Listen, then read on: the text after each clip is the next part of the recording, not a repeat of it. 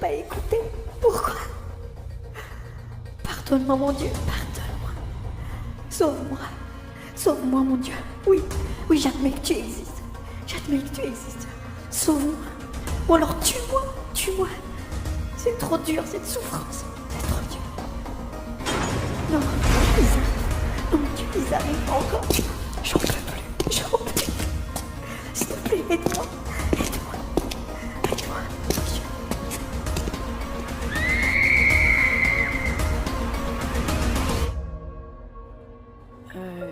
Excuse-moi Sophie, mais je t'apprécie, hein. Je respecte ta religion, mais on est collègues. Et je trouve que pour moi, la religion, c'est très personnel. Et tes histoires de Dieu, là, ne m'intéressent pas du tout. Et franchement, tu me déçois un peu.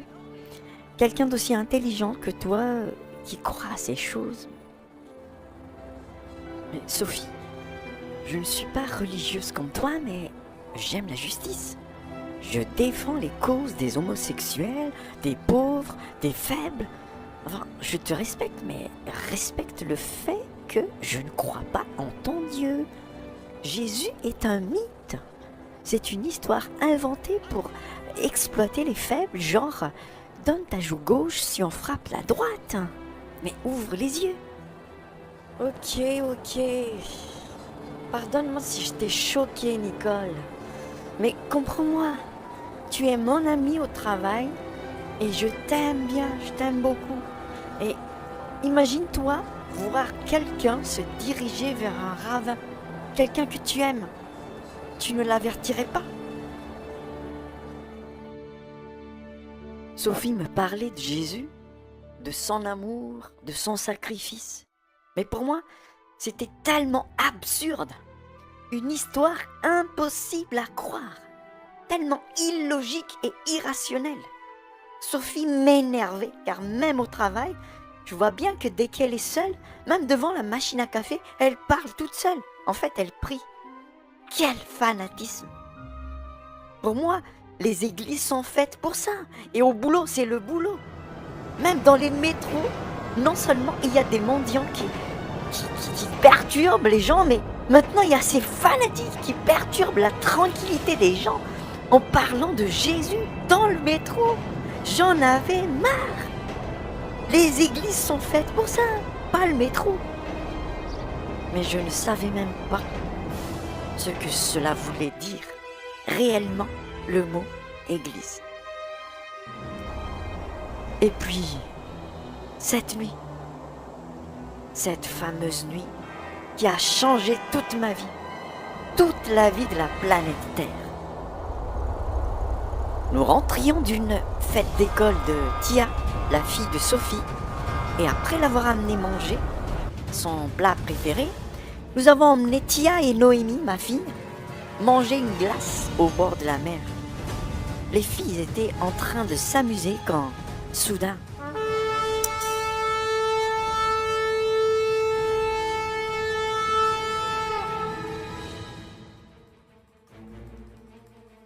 Nicole, t'as entendu? Ben oui, c'est un bateau. On est au bord de la mer. Non, c'est pas un bateau. Non, c'est... Seigneur, ça commence. Ça commence.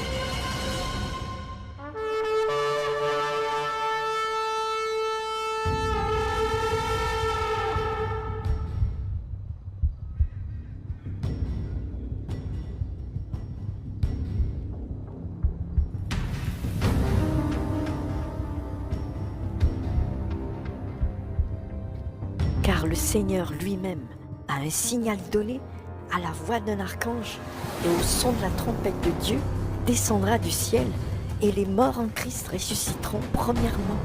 Nicole, ça a commencé, ça y est, on y est. Attends, c'est quoi? Je comprends rien du tout. C'est quoi ces choses? On y est quoi? Où? Attends, mais c'est quoi ces choses? Mais ce sont des corps. Ce sont des corps lumineux qui montent. Mais c'est quoi ce délire, Sophie? Qu'est-ce qui se passe? Waouh, c'est beau! Tiens, regarde, c'est beau! Ensuite, nous les vivants qui serons restés, nous serons tous ensemble enlevés avec eux sur des nuées. Nicole, on a très peu de temps. Écoute-moi bien, écoute. On sera parti et dans mon sac là, il y a une Bible. Tu regarderas dans 1 Thessaloniciens chapitre 4, versets 16 et 17 et tu comprendras ce qui se passe. Tout est dit dans la Bible, ce qui va se passer, tout est dit. Et rappelle-toi de ce que je te dis. Ne les laisse jamais t'implanter quoi que ce soit. Résiste. Tant qu'il y a de la vie, il y a de l'espoir en Jésus.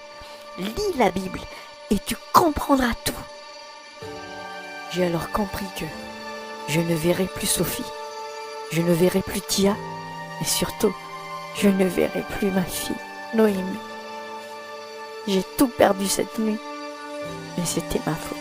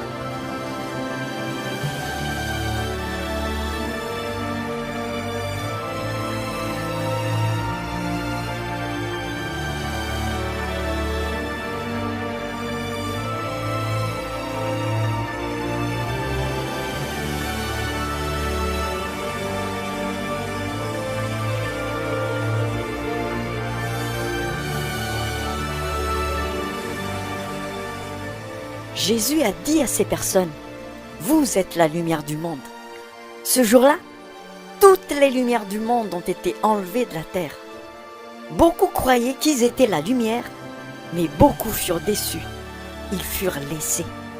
Cette lumière n'était pas la connaissance de la Bible, ni le fait d'appartenir à une telle ou telle dénomination, ni le fait même de suivre des règles et des lois, et surtout pas des trésors et richesses amassées sur la terre.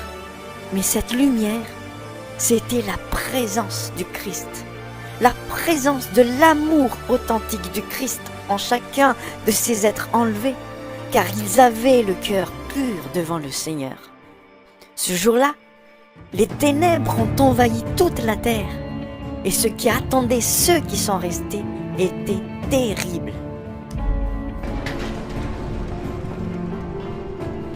Persécution très dure pour les chrétiens non enlevés et qui choisissaient de garder leur foi. Mais c'était tellement dur que beaucoup ont renié Jésus. Maintenant moi, la femme athée qui persécutait ceux qui prêchaient dans les métros, je regrette. Maintenant car les métros sont désormais impraticables. À cause de l'insécurité, les agressions et les attentats quotidiens.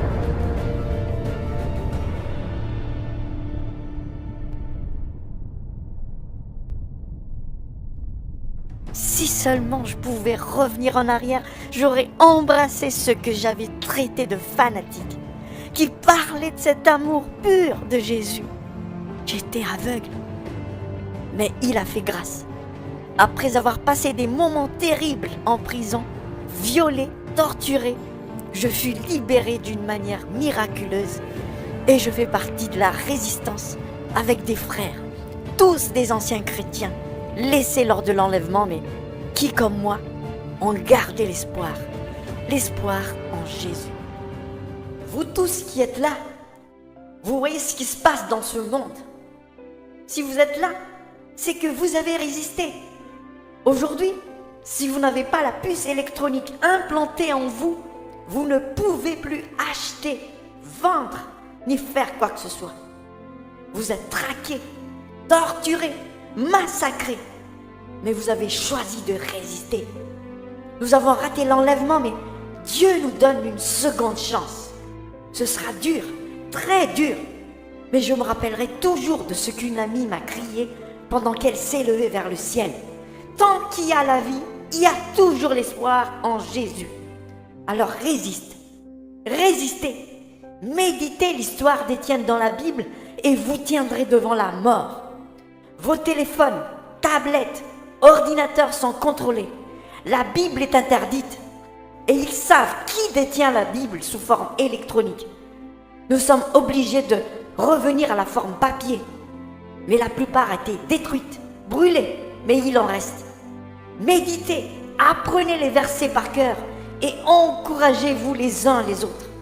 La parole de Dieu reste vraie. Apocalypse 2:10. Sois fidèle jusqu'à la mort et je te donnerai la couronne de vie.